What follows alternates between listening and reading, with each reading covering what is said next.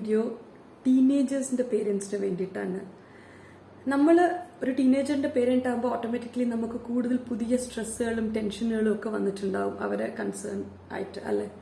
നിങ്ങൾ മനസ്സിലാക്കേണ്ട ഒരു കാര്യം, 100-99 ടീൻസും എന്തെങ്കിലും രീതിയിലെ സ്ട്രെസ്സിലും ടെൻഷൻസിലൂടെ ആയിരിക്കും പോകുന്നത്.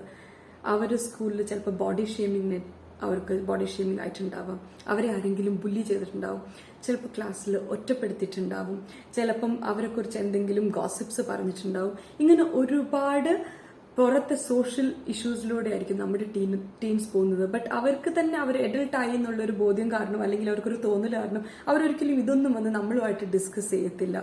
നമ്മളും അങ്ങനെയല്ലേ, നമ്മളെല്ലാ കാര്യങ്ങളും എല്ലാവരോടും ഡിസ്കസ് ചെയ്യാറില്ലല്ലോ. സോ ആ ഒരു ഗ്രോയിങ് അപ്പ് ഏജിൽ അവരിതൊന്നും ആരോടും ഡിസ്കസ് ചെയ്യത്തില്ല. അതുപോലെ തന്നെ അവർക്ക് ഒരുപാട് ഹോർമോണൽ ചേഞ്ചസും കൂടെ അതിന്റെ കൂടെ വരുന്നതുകൊണ്ട് somewhere around they will start blaming themselves for what they are not. അപ്പം ആസ് എ പേരന്റ് ടീനേജേഴ്സിന് അവരുടെ പ്രൈവസിയും അവരുടെ കുറച്ച് സ്പേസും അവരുടെ വാക്കുകൾക്ക് റെസ്പെക്റ്റും വാല്യൂവും കൊടുക്കുക എന്നുള്ളതാണ് as a parent, as A teenagers parent അവരെ സപ്പോർട്ട് ചെയ്യാൻ നമുക്ക് ഏറ്റവും കൂടുതൽ ചെയ്യാൻ പറ്റുക.